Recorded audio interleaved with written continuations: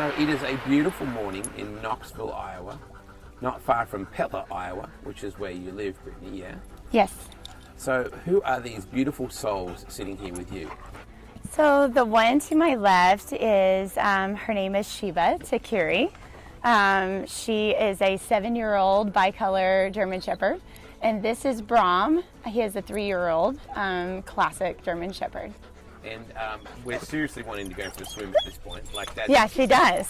She it's does. Really unfair she loves of me to sit here with you doing this. Cause yeah, she loves to sit and she loves to swim. She loves the water. These little guys right here have been my heart and soul, especially her. I got her when I came back from my deployment, and she has been helping me with my PTSD. And we just recently retired her and moved her into therapy work. And this is Brom, and Brom has been training for the last couple of years to be my replacement for my service dog. So tell me the work that you do with these beautiful animals and where this has all come from, this idea. Absolutely. So the work that I do with these dogs it's quite unique. So with the dogs that we have within the community and the surrounding communities, we train them to do service dogs, we do therapy dogs, we do emotional support dogs, and we actually get out in the community and we do a lot of support there. So we go and read at the library with the kids, we go to the cottages, which is kind of residential, like homing for elderly that may have a disability or maybe they just need some extra care. We go actually to William Penn University every Thursday and we do Paws for Paws. Aww. So we take up dogs that come out of my academy and we do therapy with the students. I mean, there's just so much stuff that we do. We train them, so the type of service dogs that I can do are diabetics dogs, seizure dogs, PTSD dogs. I can do mobility dogs, just about anything. We just recently did our first gluten intolerance dog for a young high schooler that has celiac disease, and so we were able to do a dog for her. And so that was the first time ever, and we've been pretty successful with that, so it's been pretty good. So there's nothing you can't do with a dog. The love of a dog is so universal, isn't it? The heart and soul of them. So you find that they just give people solace and comfort?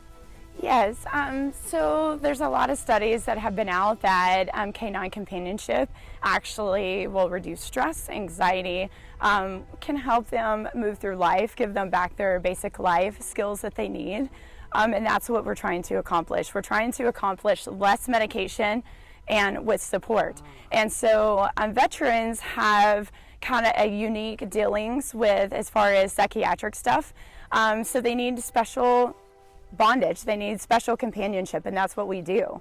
So we pull the veteran in and we start working with them one-on-one. That's what's different about our program versus the other ones, is that we work with them from day one. So they come in and they are helping train their dog. So we are not taking their dog for 2 years and training it and then giving it back. They are in that process the entire time.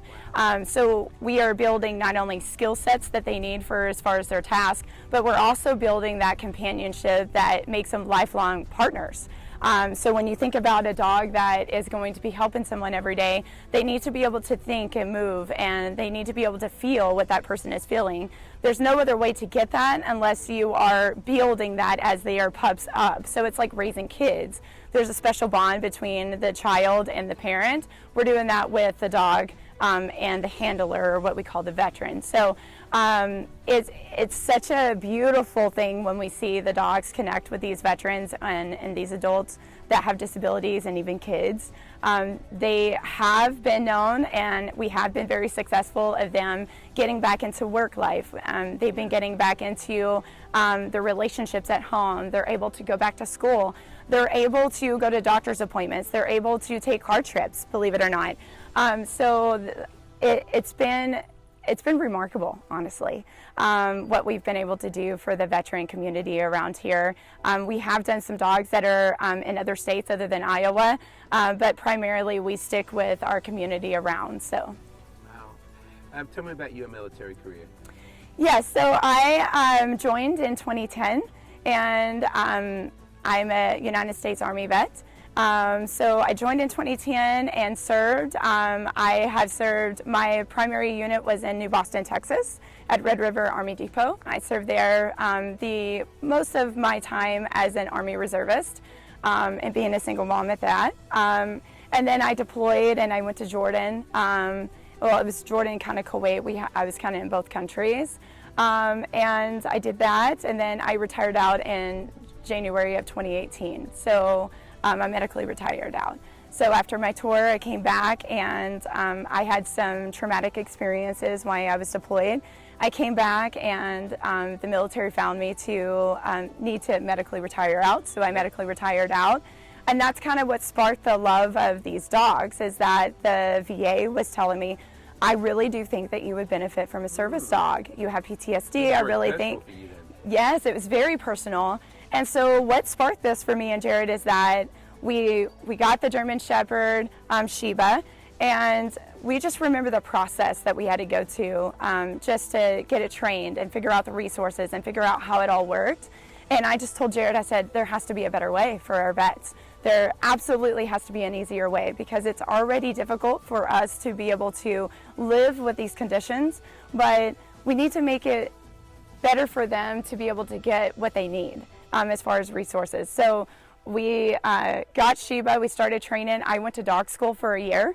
So I am actually a business professor, so I kind of stopped some of my break in my college so I could go a year to dog school. I went to animal behavior college for a year and a half, learned how to train dogs, and came back and started putting it in the community right away. We started out with getting litters of dogs from breeders in the area, specifically German Shepherds, because I knew about them. That was my expertise. I had learned about a bunch of their characteristics and what they could do as far as skill sets when I was in dog school. So we brought it back. I got litters of dogs, and I started training them. And we found out personally that raising a dog without connecting it with the owner, there were some hiccups in there. Yeah, right. And we were still doing what we wanted to do, but to me, there was something missing.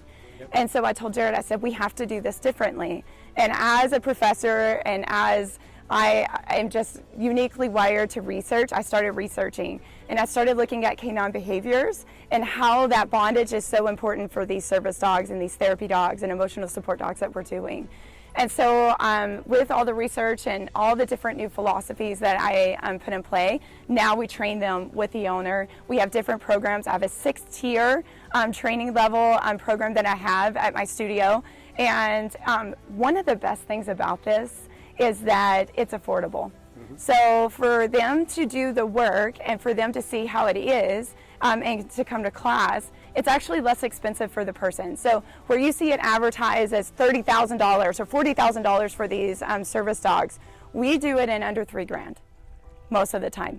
And they come out with really, really good working dogs. I'm talking about some of the best dogs I've ever seen are coming out of this studio. And it's because they're putting in the work just as much as I'm putting in the work. So it's a relationship. And I love that because it's also healing. So they talk about the mental aspect of getting out and doing things and getting off your couch. And that's what we're doing. We're giving them a safe place to come in and train, bond with their dog, get back social skills, and do some mental health, some enrichment with these dogs. And that alone, just coming in, grabbing a dog and working a dog, and I know this for myself, it's stress reducing.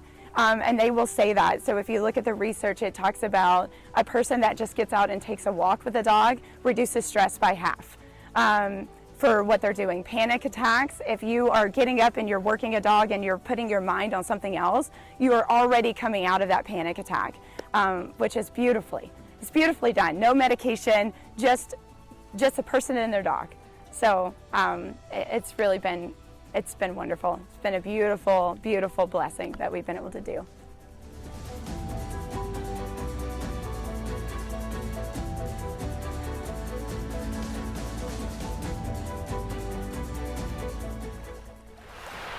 Jared, thank you for your service. I didn't say that to your beautiful wife before, but I will now. She understands. Tell me about your military career. I have been in the Army Reserve for hitting on about 33 years now. Yeah, a couple days. So been through some iterations. Started off in supply, ended up transitioning into signal, IT, and now I'm in cyber. So, Wow. Yeah, all over the place. Traveled to some pretty remote locations. Traveled to a lot of locations for a lot of different reasons. Yeah, some of them just for a couple week stints, and some to other reasons. I've been in the Middle East a little bit, so around the Middle East, Iraq, Kuwait, Egypt, and whatnot. But other places around Europe for different training reasons and conferences and whatnot.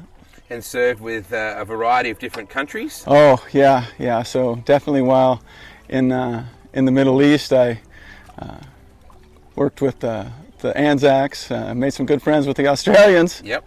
And some Brits and some Canadians, and worked with a lot of. That was probably one of the highlights there, was just actually getting to work and be with a lot of different countries. It's amazing how you can all come together with a common purpose. Absolutely. Brittny's very passionate about what she does. She That was is immediately passionate. obvious. She was passionate about everything she does. We should say that.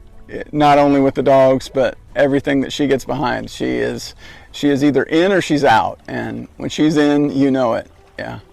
She has an amazing bond. It's obviously very personal for her with Oh yeah. PTSD stuff with her military. Absolutely. So it's kind of drawn her to the broken road that led her to this thing, right? Right. Absolutely. She needed a little help, and we got Sheba, and it was a big change, and it helped a lot.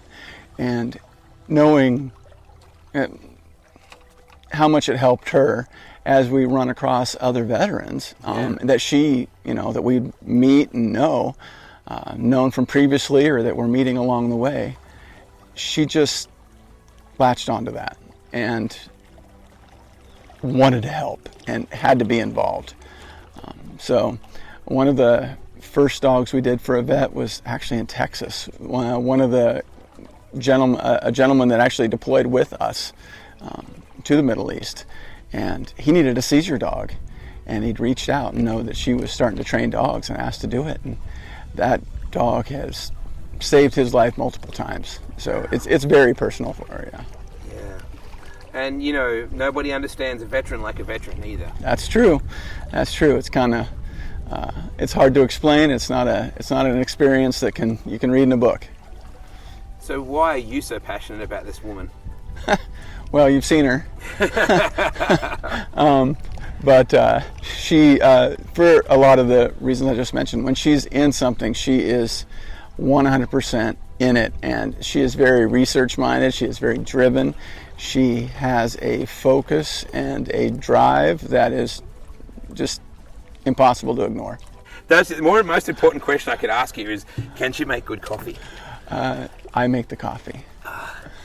Let's keep that. Let's understand that very clearly. So that's one of the few things that you don't trust her with. Yeah, no, she puts way too much sugar in her coffee for my taste.